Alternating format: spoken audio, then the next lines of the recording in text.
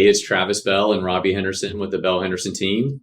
Thanks for joining us today. We're talking about the numbers that drive real estate for the month of February 2023. Right. So we're going to run through really quickly what, the same numbers we talk about every single month. So number of homes that sold in February of 2023 and the 4 zip codes that we typically cover, 80. Not bad. It's great. It's fantastic. It's 31% more than last month, which is a great message. A little bit less than last year, about 7% less than last year. So 86 sold in February of 2022, 61 in January of 2023, and 80 this past month, which is great. Great message. So median price, the median price of all the homes was $827,500 for February 2023. It was $950 in January. So that's a decline of about 13%, let's call it. But 10% over last year, which was $751, right? So good message there. Month supply of homes continues to creep up a little bit. This is what we've been wanting to see for a long time, and we love it. It's almost 3 months. Again, that's halfway from a basically no market, halfway to a seller's market. So it's still a seller's market, kind of midway. So 3 month supply. And I would just tell you that that's what we're watching mostly because that's what we're not getting. We're getting inventory, but we're not getting it fast enough because things are selling. Things are selling. Well, like last month, it was 3.64. So it's gone down a little bit this month. But this time last year was 1 month, right? So it's more than double. Yeah, that was insane. Yeah, insane.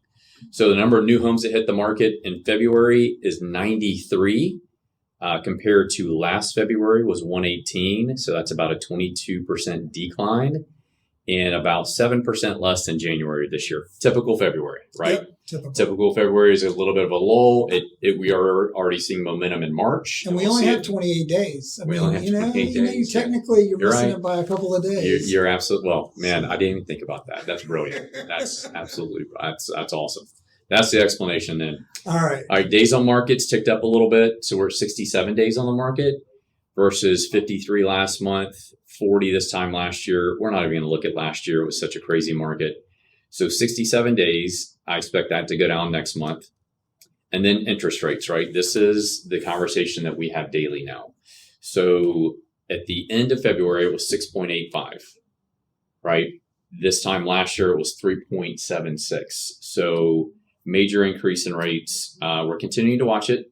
It's fluctuating by the day, by the week, literally. And that's what I would tell you is while we're recording this, the last 3 weeks, we've seen it go almost 1% differential from going up almost to 7 and then almost back down to 6.5. And technically we're dealing February at 6.85. Yeah. At the end of February. And we expect it to go up to 7 and then back down to 6 and then back up to 7. So I would just tell you, if you're looking to buy a house and it gets down anywhere close to a lower number, like we mentioned, I'm not going to tell you what to do, but lock it in, right? Yeah. Lock it in. You can lock it in for, 60, 90 days. So I lock it in at a lower rate. You'll be happy. So those are the numbers that drive real estate that we look at here in South Tampa. If you have any questions about these numbers or any other numbers for your neighborhood, or if you want to get our market report, let us know. And we really appreciate you joining us today. Thank you so much. Thank you.